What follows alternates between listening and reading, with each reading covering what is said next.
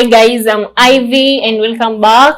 I'm Ivy from Sagal Empire. Welcome back. So the other video we talk about diabetes, what is diabetes, and talk about signs and symptoms. So today we are here talking about Dr. Ataongelea prevention. So welcome back. Thank you. My name is Dr. Zakaya from Indian Doctors Medical Center. Today we are going to look at the prevention measures on diabetes because, as you know, diabetes is not treatable. No treatment has been found yet. And as we talk about the preventive measures, it is the only way we can avoid diabetes. So, not unless you teach a person how the body works, then that particular person will not be in a position to understand when the body is not well. So I will start with teaching our viewers how your body functions normally before I talk about how it functions normally. In this particular case, we are going to concentrate on a special organ known as the pancreas. This organ is special in a way that it acts both as an endocrine and an exocrine organ. And endocrine organs are organs that produce secretions that once released into the system, they find their way onto the target organs. Exocrine organs are organs that their secretions, once released in the body, in the system, they must be read by a duct to their target organs. So you realize that the pancreas is an organ that produces both exocrine secretions and endocrine secretions. And in that particular organ, the pancreas, it has three types of cells. We have the alpha cells, the delta cells, and the beta cells. The alpha cells are the cells that produce insulin, which is very important in the conversion of glucose into glycogen for storage in the liver. And beta cells are the cells that produce glucagon, which is an enzyme that is involved in the conversion of glycogen to glucose once the blood sugars are depleted. Then the other one, the delta cells, they produce an hormone known as somatostatin, that is growth hormone release inhibiting hormone, and it is not important in our case. So we are going to concentrate on the alpha cells and the beta cells. The alpha cells produce insulin. So if the pancreas in particular is sick and cannot precipitate the production of insulin, you realize that the insulin levels will be very low in the blood system. Therefore, the insulin that is required to convert the free floating glucose to glycogen for storage in order for the blood sugars to remain normal will be affected. Therefore, it is important that we should know any particular infection that may affect the pancreas is supposed to be treated as early as possible. You realize that if the pancreas still is sick, it may overproduce glucagon. This, in turn, will act on the stored glycogen, converting it to glucose, hence raising the glucose levels in the blood. Alternatively, a sick pancreas may underproduce the hormone and glucagon, and this will not be able to convert the excess free floating glucose to glycogen for storage. Therefore, you realize that the person suffering from pancreas is bound to have high blood sugars. Consequently, the same pancreas may overproduce glucagon.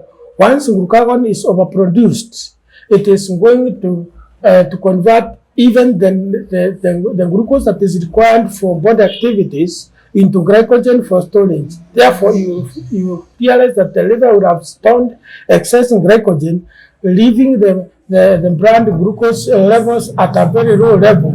a condition we normally refer to as hypoglycemia.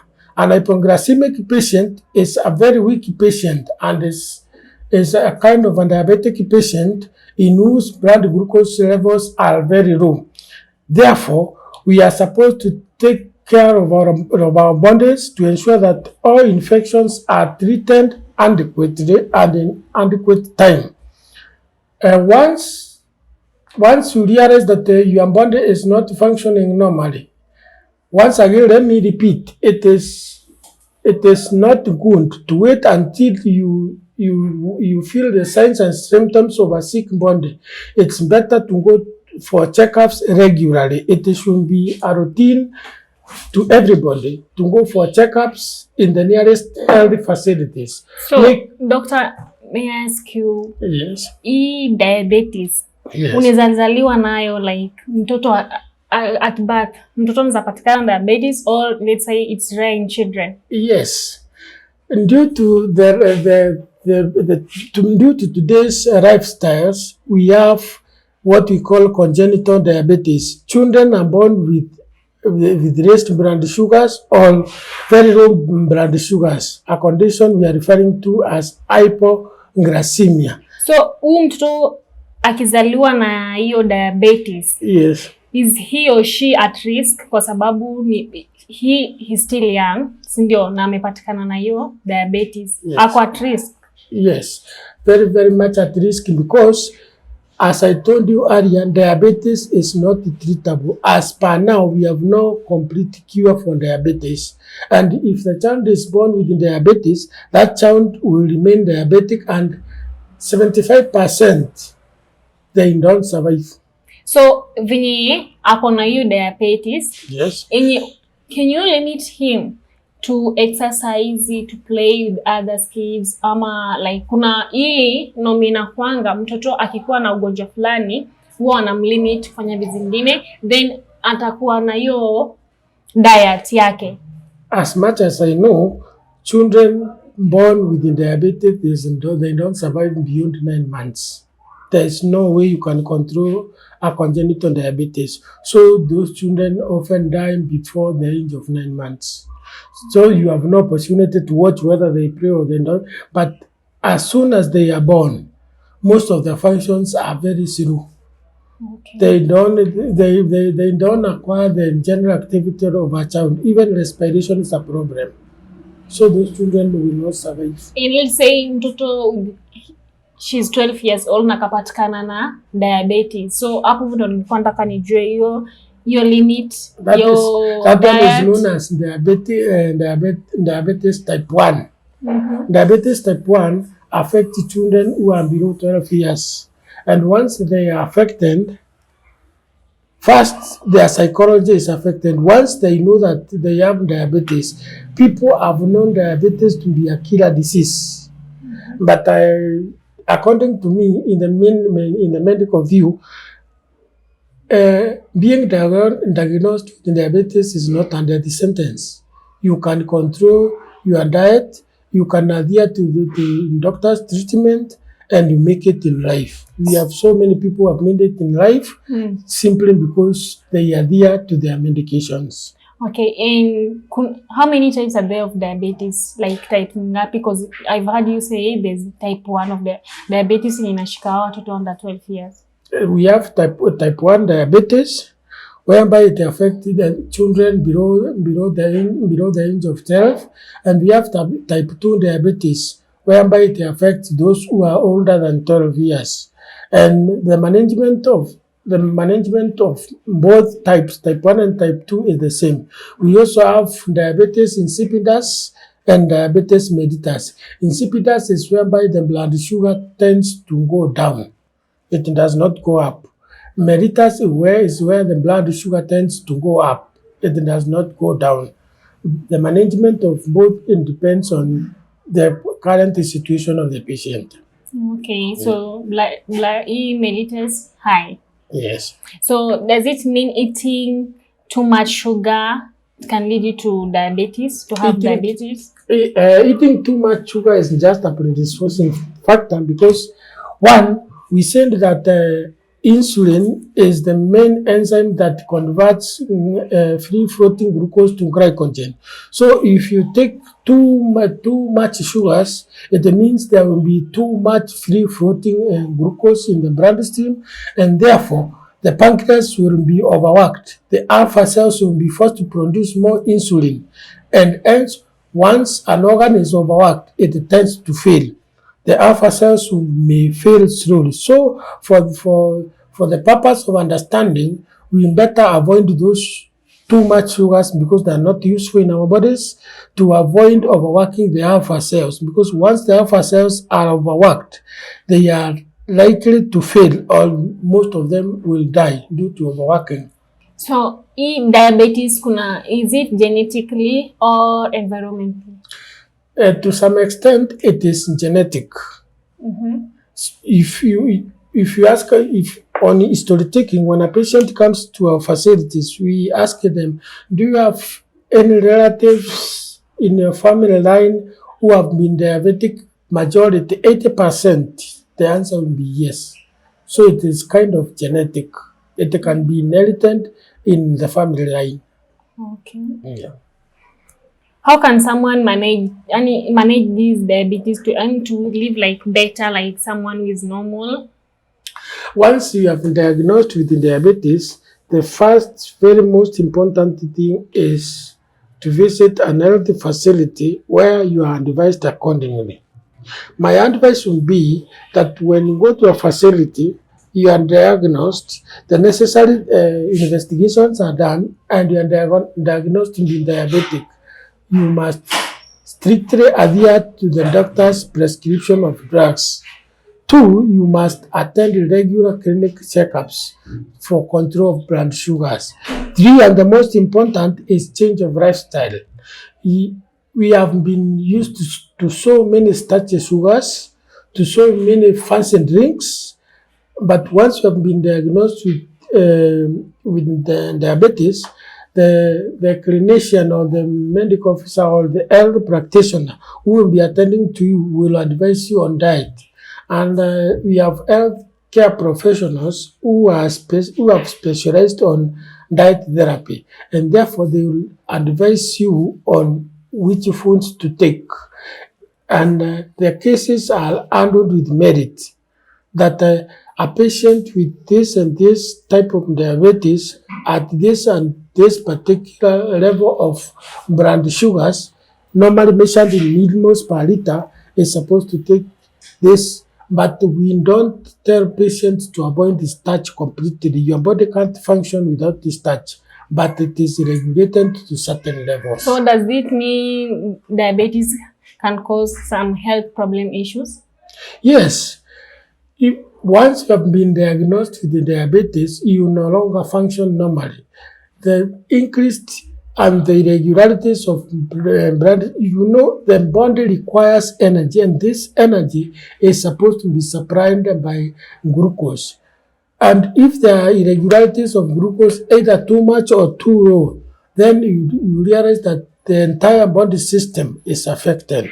For example, if you have too much sugars, the bacteria are likely to thrive in your urinary system. So you are likely to be having concurrent or recurrent urinary tract infections, popularly known as the UTIs.